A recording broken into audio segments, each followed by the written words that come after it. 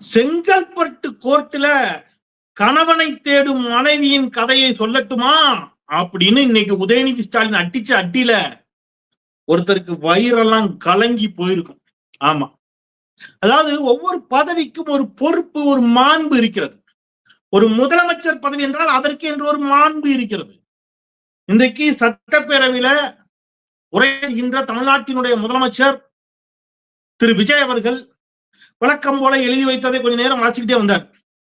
வழக்கம் போல எழுதி கொடுத்தா வாசிக்கிட்டே வந்தார். வழக்கம் போல திமுக தான் எல்லாவற்றிற்கும் காரணம், அதனாலதானே உங்களுக்கு ஓட்டு போட்டு ஜெயிக்க வச்சிருக்காங்க.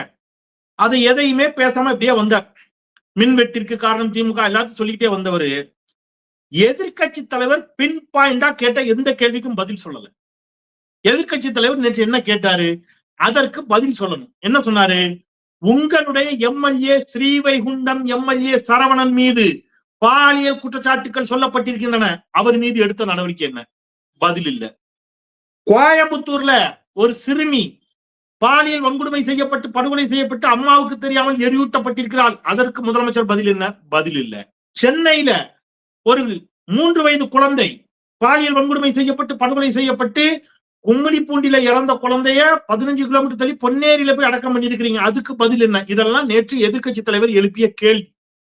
கொடுத்த வாக்குறுதிகளை எப்பொழுது நிறைவேற்றுவீர்கள்? இது எதிர்கட்சி தலைவர் எடுத்த கேள்வி. இந்த கேள்விகள் எதற்கும் பதில் சொல்ல திராணியற்ற தெம்பற்ற தமிழ்நாட்டினுடைய முதலமைச்சர் திரு விஜய் அவர்கள் வழக்கம் போல என்ன பண்ணிருக்கிறாரு, திசை திருப்பும் அரசியல் மாதிரி வழக்கம் போல அது இது அப்படி இப்படின்னு பேசிட்டு வந்தவரு ஒரு கட்டத்துல ஒரு குட்டி கதை சொல்லட்டுமா அப்படின்னு சொல்றாரு. எப்படி குட்டி கதை? என்ன குட்டி கதை அப்படின்னா, ஒரு ஊர்ல ஒரு அப்பா இருந்தாரு, யாரோ ஒரு பெரியவர் இருந்தார், அவர் யாரையோ தேடிக்கிட்டு இருந்தார். யார தேடுறீங்கன்னு போய் கேட்டாங்க. நான் எங்க அப்பாவை காணும்னு தேடிக்கிட்டு இருக்கேன், அப்பாவை காணல, அப்பா எங்க அப்படின்னு கேட்கிறார். உங்களுக்கு புரியுதா என்ன சொல்ல வர்றாரு? ஸ்டாலின் அவர்கள் தோற்று போய்விட்டாராம் கொளத்தூர்ல, அவரை காணுமா சட்டப்பேரவையில. இவர் அதை சொல்றார், அப்பாவை காணும்னு உதயநிதி தேடுறாராம். கரெக்டு, ஒன்னும் பிரச்சனை இல்லை. நான் ஒன்னு சொல்லட்டுமா, தோற்று போவது அவமானம் அல்ல, அதை விட அவமானம் என்ன தெரியுமா?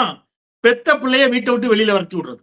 பெத்த பிள்ளைய வீட்டை விட்டு வெளியில வரட்டி விட்டது யாருன்னு நாட்டுக்கே தெரியும். நான் சொல்லல, நான் யாரையும் சொல்லல சாமி, நான் யாரையும் சொல்லல.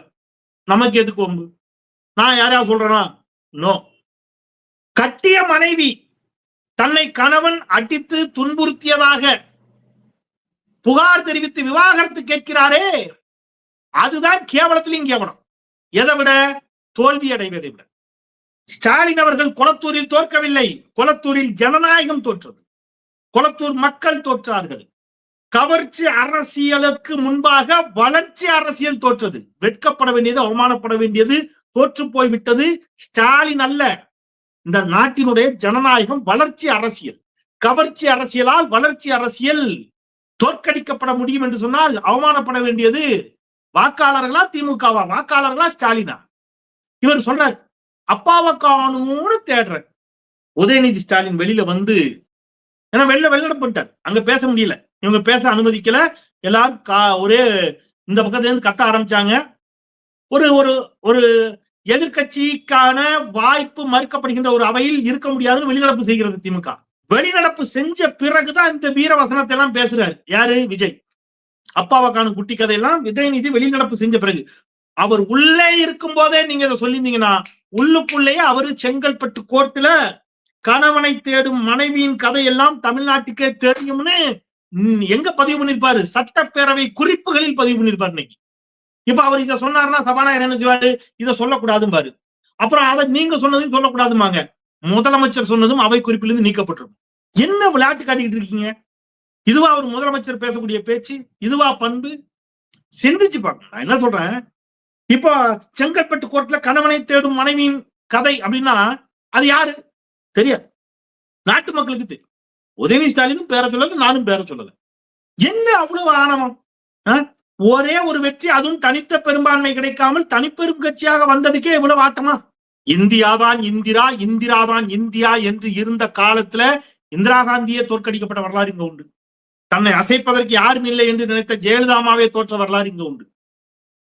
ஒரு தேர்தலில் வெற்றி பெற்றவுடன் வெற்றி பணிவை தரணும், அடக்கத்தை தரணும், ஆடப்படாது. சரி, சட்டப்பேரவையில இப்படி இப்படி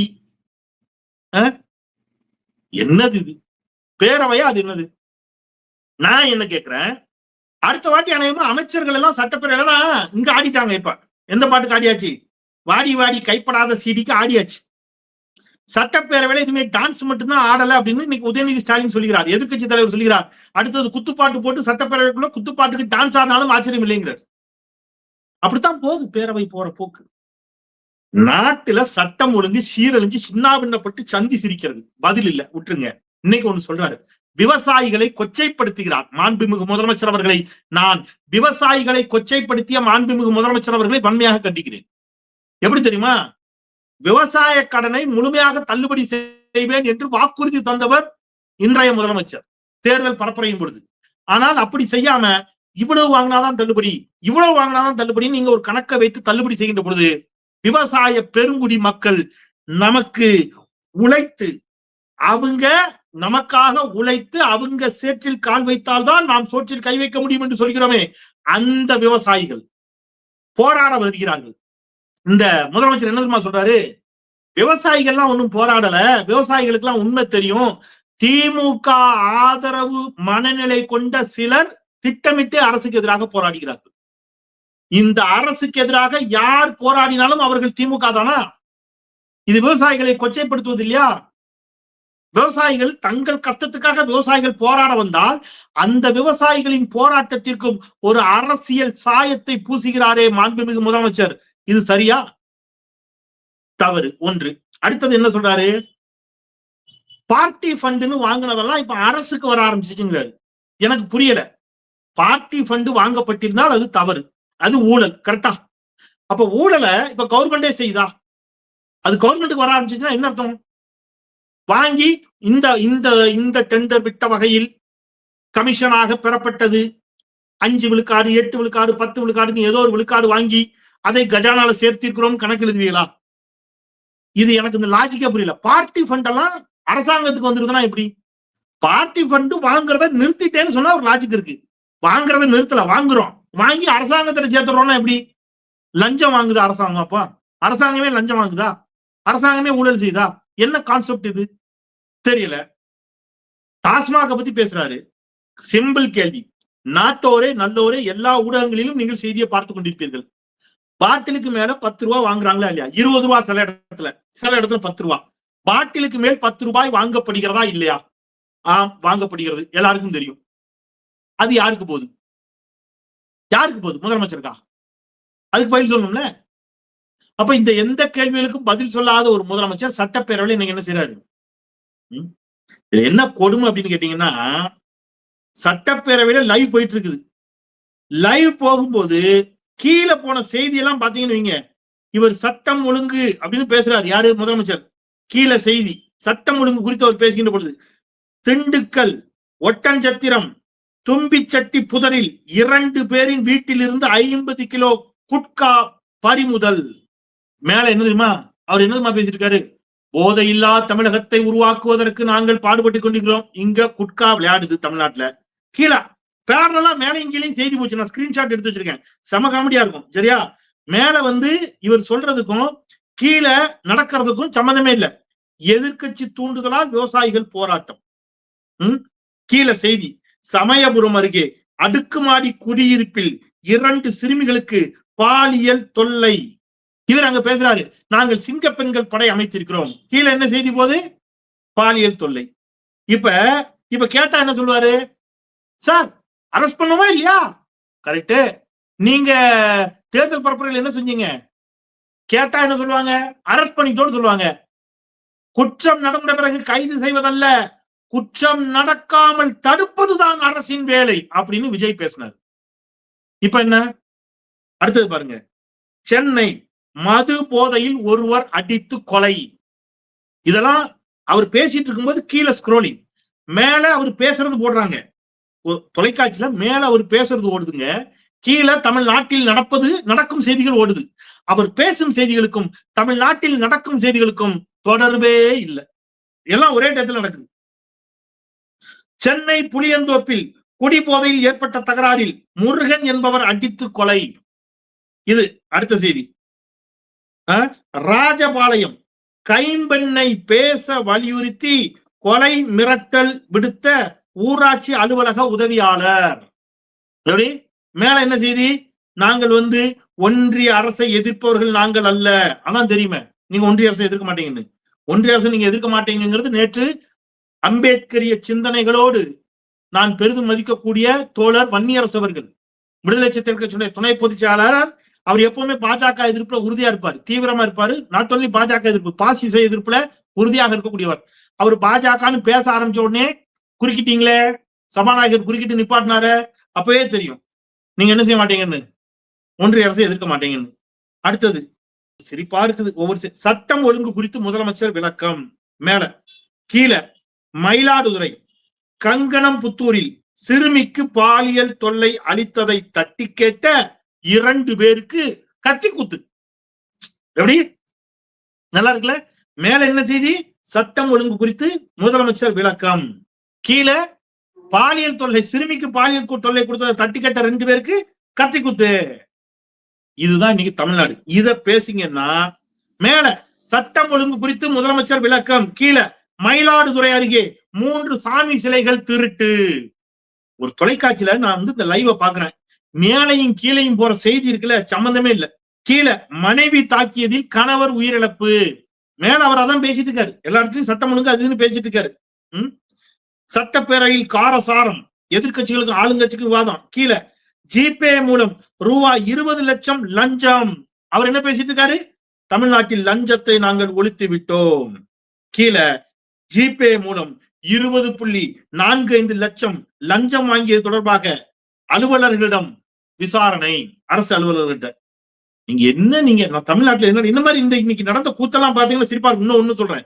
கஞ்சா போதையில் இளைஞரை தாக்கிவிட்டு தப்பிய 6 பேர் கொண்ட கும்பலுக்கு போலீசார் வலைவீச்சு.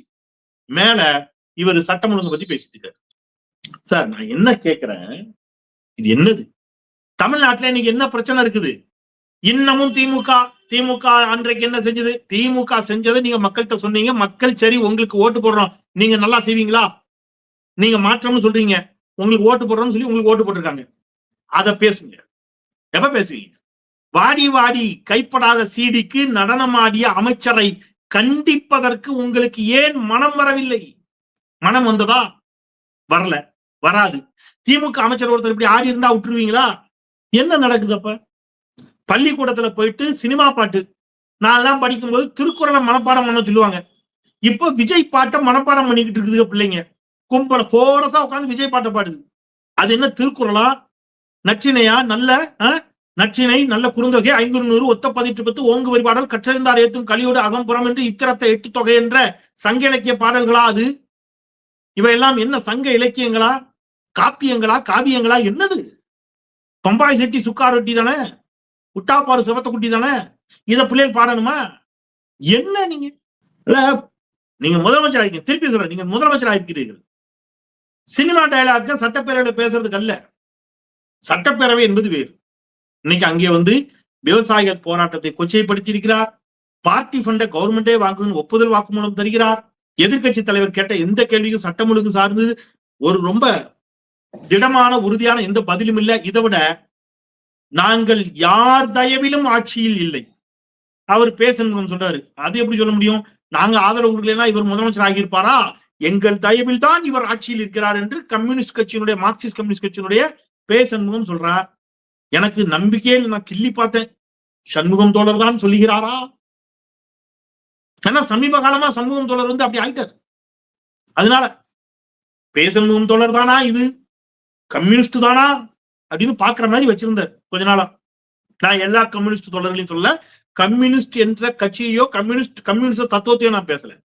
பேசண்முகம் தோழருடைய சமீப கால நடவடிக்கைகள் மட்டும்தான் நான் பேசுறேன். அப்ப அவரே இன்னைக்கு சொல்றாரு எங்கள் ஆதரவு இல்லாமல் ஆட்சி அமைச்சிருக்குமான்னு. நீங்க உங்ககிட்ட கேட்டுத்தான் நாங்க தான் அனுப்பணும், ஆதரவுக்கு நாங்க தான் அனுப்பணும்னு சொல்லுகிறீர்கள் என்று முதலமைச்சர் பேசுகிறார். ஐயா, எழுச்சி தமிழர் அண்ணன் முனைவர் தொல் திருமாவர்கள் சொன்னார்கள், புதிய தலைமுறையில சொன்னார்கள், வெளிப்படையா போட்டு உடைச்சாங்க. அவங்கதான் சொன்னாங்க நீங்க போய் ஆதரவு கொடுங்கன்னு. இன்னும் சொல்ல போனா உதயநிதி ஸ்டாலினே சொன்னார், அண்ணா நீங்கள் ஆதரவு கொடுங்கள் அண்ணா என்று சொன்னார். அவர்கள் நினைத்திருந்தால் எங்களை ஒருவேளை தடுக்க முயற்சித்திருக்கலாம். யாராலையும் திருமாவளவன் அவருடைய முடிவை மாற்ற முடியாது. அது வேற. அவர் ஒரு முடிவெடுத்தா சுயமா முடிவெடுப்பாருங்கிறத விட்டுருங்க. ஆனா அவர் சொல்றாரு, என்ன சொல்றாரு, நினைத்திருந்தால் எங்களை தடுத்திருக்கலாம். ஆனா அந்த முயற்சி அவங்க செய்யல. அண்ணா நீங்கள் ஆதரவு கொடுங்கள் என்றுதான் என்னிடம் சொன்னார்கள். அவர்களிடம் சொல்லிவிட்டு தான் நாங்கள் வந்தோம்னாரு. அப்புறம் என்ன நீங்க சொல்லித்தான் வந்தாங்களாமா?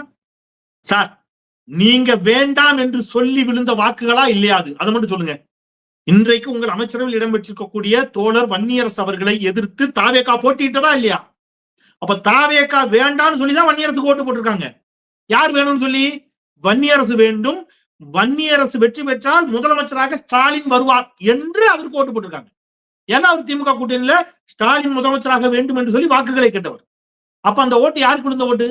திமுகவுக்கு, வன்னியரசுக்கு, திமுக கூட்டணியில் இருந்த வன்னியரசுக்கு ஸ்டாலினை முதலமைச்சர் ஆவதற்கு தாவேகா வேண்டாம் என்று சொன்ன ஓட்டு. இதுதான் ஐயுஎம்எல், இதுதான் காங்கிரஸ். அப்போ ஸ்டாலின் முதலமைச்சராக வேண்டும் என்று விழுந்த வாக்குகளா இல்லையாது, அதை மட்டும் சொல்லுங்க. ஸ்டாலின் முதலமைச்சராக வேண்டும் என்று விழுந்த வாக்குகள், விஜய் வேண்டாம் என்று விழுந்த வாக்குகள், எடப்பாடி பழனிசாமியும் வேண்டாம், விஜயும் வேண்டாம் என்று விழுந்த வாக்குகள். அந்த வாக்குகளை வாங்கிக்கிட்டு இவ்வளவுலாம் பேசப்பட்டது. ஆக எது எப்படி ஆகினும் இன்றைக்கு சட்டப்பேரவையில உதயநிதி ஸ்டாலின் அவர்கள் நேற்று எழுப்பிய எந்த கேள்விகளுக்கும் விடை தர மறுத்ததோடு வழக்கமான தன்னுடைய சினிமா பாணியை வைத்து அப்படியே 5 வருஷம் உங்க ரசிகர்களை என்டர்டெயின் பண்ணிடலாம் என்று நினைத்தால் இது சினிமா அல்ல, அரசியல். மாண்புமிகு ஸ்டாலின் அவர்களை பற்றி விமர்சிப்பதற்கு, நேரடியாகவோ மறைமுகமாகவோ விமர்சிப்பதற்கு துள்ளியும் உங்களுக்கு தகுதி இல்லை. தகுதின்னு சொல்றது பிறப்பின் அடிப்படையில் வரக்கூடிய தகுதி அல்ல. தகுதி என்பது தன்னுடைய உழைப்பால், தன்னுடைய என்ன சொல்றது, பொதுமக்களுக்கு செய்யக்கூடிய சேவையால், பொதுமக்களுக்கு ஆற்றக்கூடிய தன்னுடைய என்ன சொல்றது அயராத உழைப்பு, பொதுமக்களுக்கு செய்யக்கூடிய பொது வாழ்வில் இருக்கக்கூடிய அரசியல், அதனால் வரக்கூடியது. அதுல ஸ்டாலினை விமர்சிப்பதற்கு உங்களுக்கு எல்லாம் துளி என்ன கிடையாது, தகுதி கிடையாது.